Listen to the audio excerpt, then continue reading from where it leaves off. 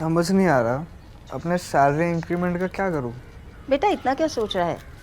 अपने mutual funds के SIP का टॉपअप करा ले। This is the right time. क्या? समझ में नहीं आया। बेटा इतना क्या सोच रहा है? अपने म्यूचुअल फंड्स का एसआईपी टॉपअप करा ले। This is the right time. अब समझा।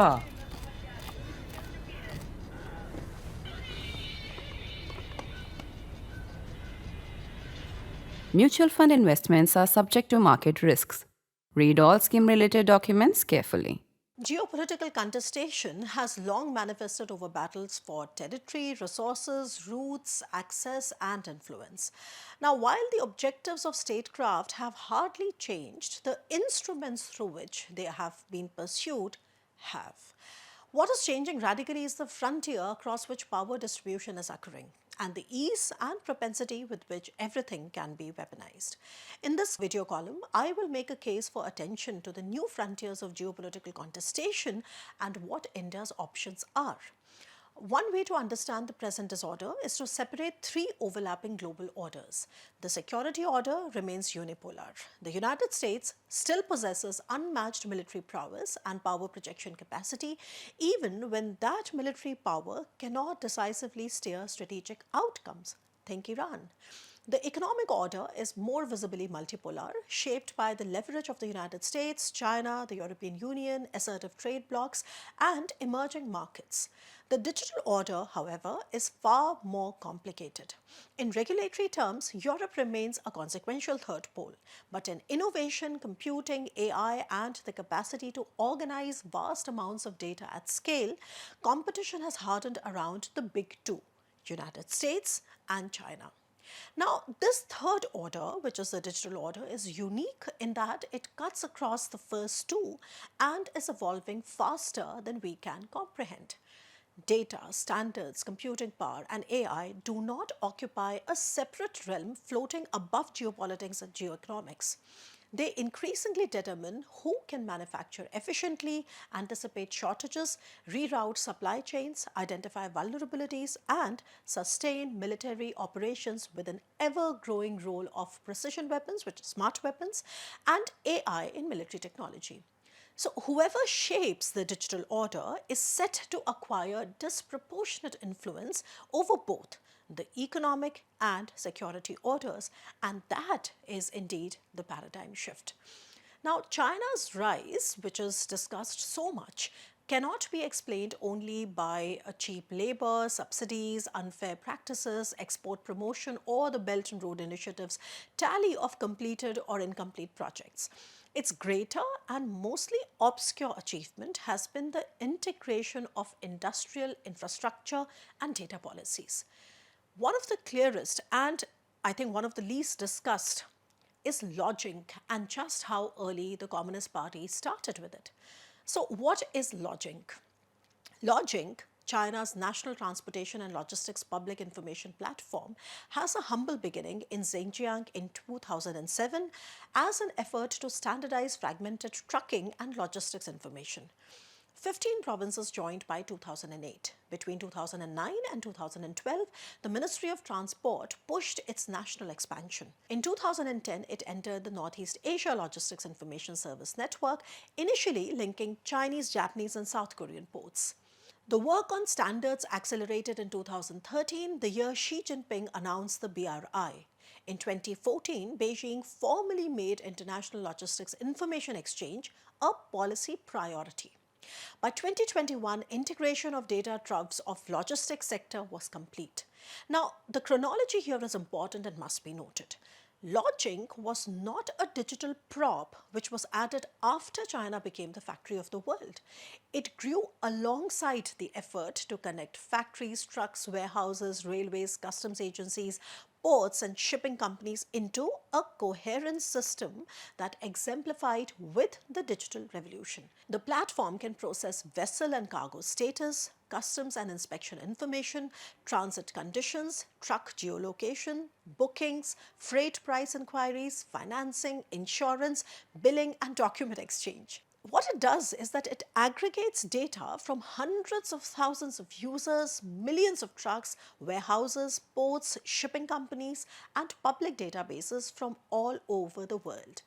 Older studies counted roughly 24 direct agreements with foreign ports, free ports, and port operators. A peer-reviewed study in 2026 describes a much wider network reach spanning 24 countries and 86 ports. The difference is key. Direct contractual presence and data visibility through interconnected networks are not the same thing, but both can expand strategic reach. Now, what makes LOGINK attractive is that it's free, reduces friction, and permits users to locate, track, price, and clear goods through a common interface, basically increase efficiency and outreach. But remember, there are no free lunches. So participants adopt compatible technical standards, and each additional user makes the network more useful to the next. Scale produces data, data improves services, better services attract more users, and this chain of dependence becomes self-reinforcing, or may I say self-mutating. By 2015, Chinese transport planners were already presenting a future LOGINK as a cloud-based business process as a service kind of a platform capable of supporting settlements, partner management, and contingency planning. China subsequently widened its standard-setting ambitions and in 2023 created a National Data Bureau to coordinate the integration and use of data resources. The direction is unmistakable. Logistics data is being treated not as an administrative task, but as a potential strategic asset. You know, the thing is, industrial policy needs a strong data policy.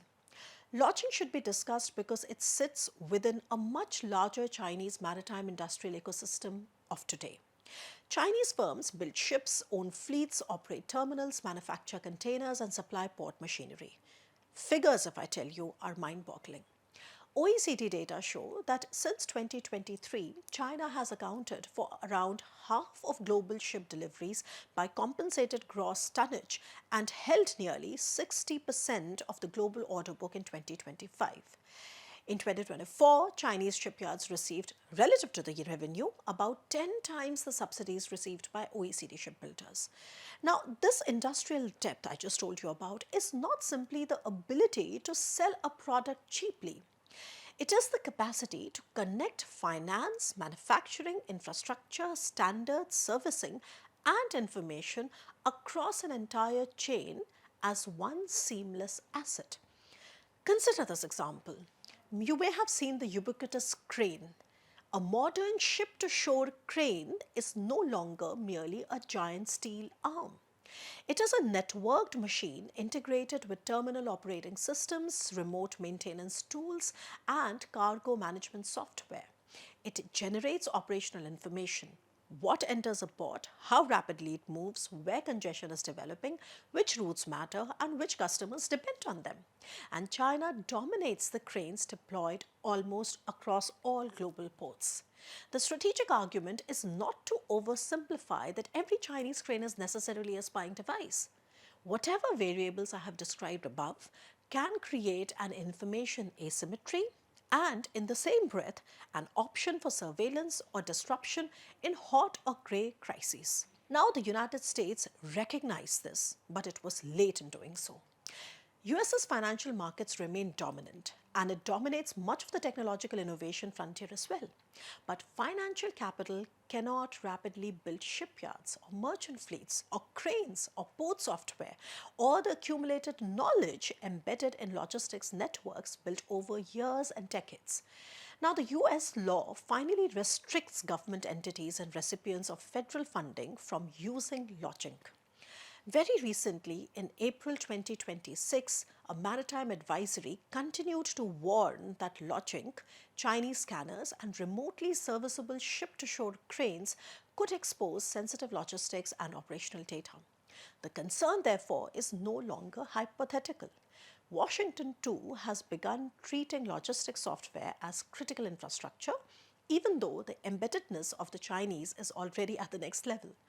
Now, the European Union faces the same problem, but with fewer options. Now, the EU has sophisticated ports, shipping companies, industrial capabilities, and formidable regulatory power, but authority is stalled by overregulation, EU institutions, port operators, and private platforms. Privacy protections, competition rules, and common standards are democratic strengths, fine, but they also make centralized aggregation harder due to overregulation. China's advantage lies precisely in fusing, sort of bringing together state policies, commercial scale, and data access while retaining far tighter controls over foreign access to its own data. So China has a different rule for itself. Most other actors frequently separate industrial policy from digital regulation, from maritime infrastructure and national security, and they put them into administrative compartments. Beijing treats them as components of the same seamless strategic system. So this is the new frontier of weaponized interdependence. Let me elaborate a little bit more.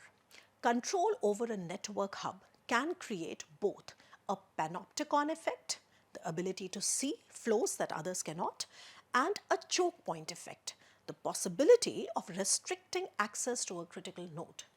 Now, in an era in which currencies, energy, semiconductors, insurance, satellites, and undersea cables can all be weaponized, logistics cannot remain analytically invisible like it earlier was.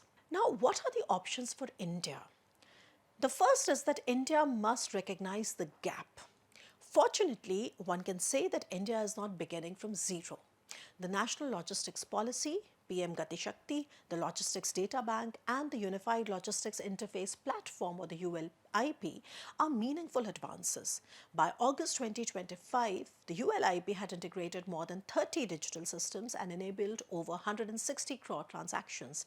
The Logistics Data Bank had tracked more than 75 million EXIM containers across 101 inland container depots. Pleasing to note that India has also risen to 38th among 139 economies in the World Bank's 2023 Logistics Performance Index. But India still discusses logistics data mainly as an efficiency question. And these questions are around lowering cost, tracking containers, improving clearances, and building multimodal connectivity. And while all of these are necessary, but they are not sufficient. They are not the same as developing a strategic view of who owns the data, who sets the standards, and where it is stored, which foreign platforms and smart machines sit inside Indian ports, and how logistic intelligence can support industrial policy, trade negotiations, and resilience during a crisis. Now, the urgency, in my opinion, is growing. India imported nearly $132 billion worth of goods from China in 25-26, including machinery and intermediate inputs critical to Indian factories.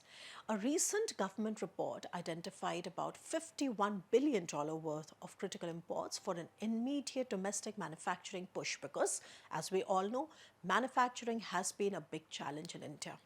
Yet, import substitution by itself will not create industrial depth unless manufacturing policy is linked to research, transport, infrastructure, supplier networks, and information about how goods move. Meanwhile, trade negotiations with the US are placing fresh pressure on India's domestic market access and regulatory reforms. A proposed transshipment hub at Great Nicobar, I'm sure you all have heard of it, may diversify shipping routes and help India capture cargo that currently moves through foreign ports. But it will not by itself give India command over the information architecture through which cargo is booked, priced, tracked, insured, and redirected. This is where much of the contemporary Indian debate on economic strategy still, for lack of a better term, falls short. It correctly identifies low manufacturing, inadequate research, excessive import dependence, and persistent obstacles to investment. But these are often discussed as separate problems. China's experience shows that industrial development cannot be separated from logistics, logistics from data, and data from strategic leverage. Now, the answer is not another grand mission that becomes a victim of bureaucratic hurdles.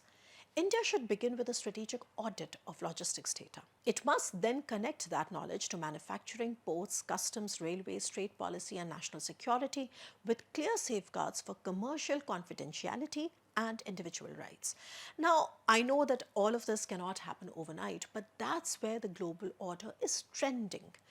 Data may be the new gold, but gold acquires strategic value only when it is mined, refined, and connected to an industrial purpose and finally to comprehensive national power. China has done precisely that with logistics. The hidden hand of power today is the one that can see the whole chain and implement it to protect and further comprehensive national power. As Alexander Dumas wrote in Three Musketeers, unus pro omnibus, omnis pro uno, which means once for all and all for one. That is how central data policy has truly become across the three global orders. And I'll be back to discuss that and more. Stay tuned.